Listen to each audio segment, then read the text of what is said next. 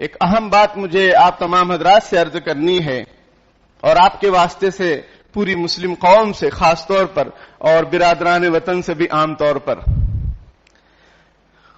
کہ میرے بھائیوں، صبح میں جب آپ دکان کھولتے ہیں تو جھاڑو لگاتے ہیں اور اپنے دکان کا سارا کچرا، دکان کے سامنے کا سارا کچرا آپ روڈ کے بیچ میں لا کر رکھ دیتے ہیں۔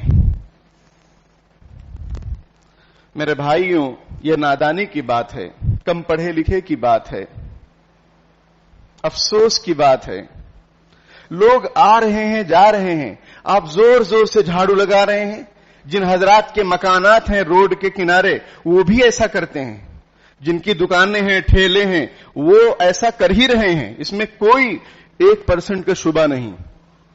جس کا جی چاہے دیکھتا رہے، اور مبتلا ہیں ہم لوگ، مبتلا ہیں۔ جو کوئی دکان کھول رہا ہے زور زور سے جھاڑو لگا رہا ہے، جو کوئی دکان کھول رہا ہے پانی مار رہا ہے۔ اب کوئی آئے جائے اس سے اس کو کوئی لینا دینا ہے ہی نہیں، وہ سمجھ رہا ہے صرف دنیا میں وہی ہے، اور زور زور سے جھاڑو لگا رہے ہیں۔ آنے جانے والوں کے اوپر گرد غبار اڑ رہا ہے۔ ایمان کا ادنا درجے کا شعبہ رسول اللہ صلی اللہ علیہ وسلم نے کیا بیان فرمایا؟ وہ ادناہا اماطۃ الاذی عن الطریق، کہ ایمان کا ادنا درجے کا شعبہ یہ ہے کہ راستے سے تکلیف دہ چیزوں کو ہٹایا جائے، جس سے لوگوں کو تکلیف ہو اس کو دور کیا جائے۔ ہم کہاں چلے جا رہے ہیں اور ہمارا احساس، ہمیں احساس نہیں، ذرا پاس و لحاظ نہیں، اس حدیث کا ذرہ برابر خیال نہیں کہ ہمارے اس عمل سے کتنے لوگوں کو تکلیف ہو رہی ہے۔ پورا دن وہ گرد غبار اڑتا رہتا ہے اور آپ کی دکان میں آتا رہتا ہے۔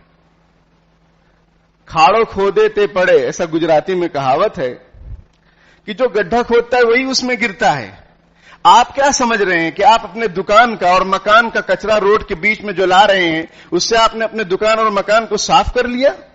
خدا کے بندو، عقل سے کام لیجئے، وہ گرد غبار پھر آپ کی دکان میں آئے گا، کیونکہ آپ نے وہیں جمع کیا ہے۔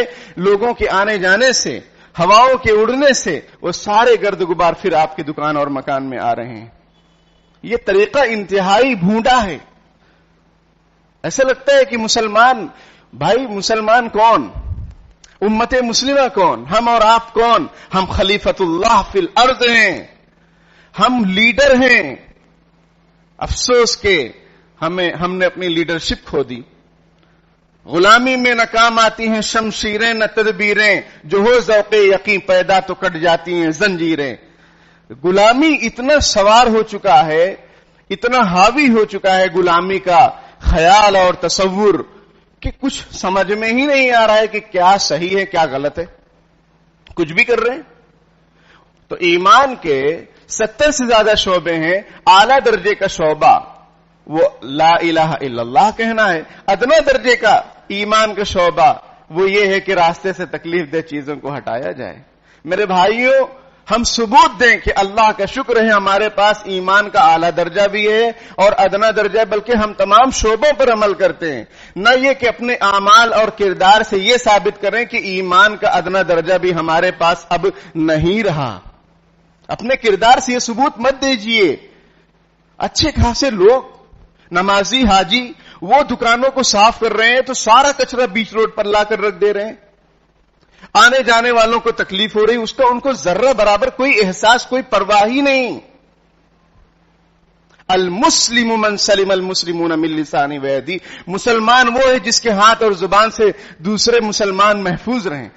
امام غزالی رحمۃ اللہ علیہ نے واقعہ لکھا ہے، ایک بزرگ تھے، ان کے گھر میں چوہے آ گئے تو انہوں نے ایک مرتبہ اپنے شاگردوں کے سامنے، اپنے مریدوں کے سامنے عرض کیا کہ گھر میں بہت سارے چوہے جمع ہو گئے ہیں، بڑی تکلیف ہوتی ہے، پریشانی ہوتی۔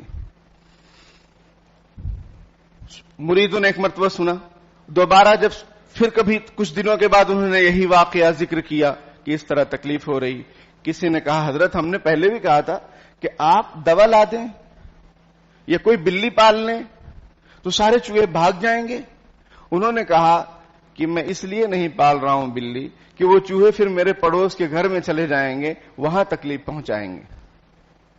کیا جذبات تھے ان حضرات کے، اور ہم لوگ ہیں کہ گھر بنائیں گے، اس میں جو چھت کا پائپ ہوگا وہ اس انداز سے لگائیں گے کہ پانی پڑوسی کے مکان کی چھت پر گرے، اور اگر کچا ہے پڑوسی کا مکان تو اس کی دیوار میں پانی گرے، اس طرح پانی گرے کہ اس کی دیوار میں سوراخ کر دے۔ وہ کہنے آئے گا تو اس سے لڑیں گے۔ یہ مسلمان ہیں جنہیں دیکھ کر شرمائے یہود۔ بھائی مسلمان ہی یہ نہیں ہے۔ اگر ہم اللہ کو مانتے ہیں، رسول اللہ صلی اللہ علیہ وسلم پر ہمارا ایمان ہے، قرآن ہمارا دستور ہے، سیرت صحابہ، سیرت اور رسول ہماری زندگی ہے، اولیاء اکرام سے ہمیں محبت ہے، تو کیا محبت ہے؟ اس کا ثبوت دیجئے، اس کا ثبوت دیجئے۔ تو ایمان کا ادنا درجہ یہ ہے کہ تکلیف دہ چیزوں کو راستے سے ہٹایا جائے۔ اس جرم سے اور اس گناہ سے خدا کے واسطے ابھی توبہ کر لیجئے، ابھی بس یہ آپ نے بات سنی، اب توبہ کر لیجئے کہ یہ جو طریقہ ہے ہمارے معاشرے کا کہ جھاڑو لگانے کا، راستے پر کچرا جمع کرنے کا، اس سے ہم توبہ کرتے ہیں، آئندہ کبھی نہیں ہوگا۔ آپ صاف صفائی کیجئے، آپ یہ دل میں بالکل خیال مت لائیے گا کہ یہ تو ہم کو صفائی سے روک رہے ہیں۔ صفائی سے نہیں روک رہے ہیں، تکلیف دینے سے روک رہے ہیں اور بڑے جرم سے روک رہے ہیں آپ کو۔ آپ صفائی کیجئے سلیقے سے، شرط سلیقہ ہے ہر ایک امر میں، عیب بھی کرنے ہو ہنر چاہیے۔ آپ کیا سمجھتے ہیں سلیقہ کو؟ سلیقے سے آپ جو ہے جھاڑو لگائیں، ایک جگہ جھاڑو جو کچرا ہے اس کو جمع کیجئے، اس کو وہیں رہنے دیجئے، صبح میں جھاڑو والا آئے گا لے کر چلا جائے گا۔ اس صبح میں صفائی کرنے والا الگ صفائی کر رہا ہے، اور آپ آ رہے ہیں دکان کھول رہے ہیں، سارا کچرا روڈ کے بیچ میں لا کے رکھ دے رہے ہیں، آنے جانے والوں کو گرد و غبار، چلنے والوں پر گرد و غبار، پانی مار رہے ہیں، لوگوں پر چھینٹے اڑ رہے ہیں، وہ لوگوں کو تکلیف ہو رہی ہے۔ یہ مسلمانی نہیں ہے میرے بھائیوں۔ اور میں نے کیا کہا، اس میں سب مبتلا ہیں، مسلم غیر مسلم سب مبتلا ہیں، لیکن اگر آپ نے پہل کی، اور آپ ہی کو پہل کرنا ہوگا، اور آپ ہی اس قابل ہیں کہ آپ اخلاق کو پیش کریں امت پوری دنیا کے سامنے، پورے عالم کے سامنے۔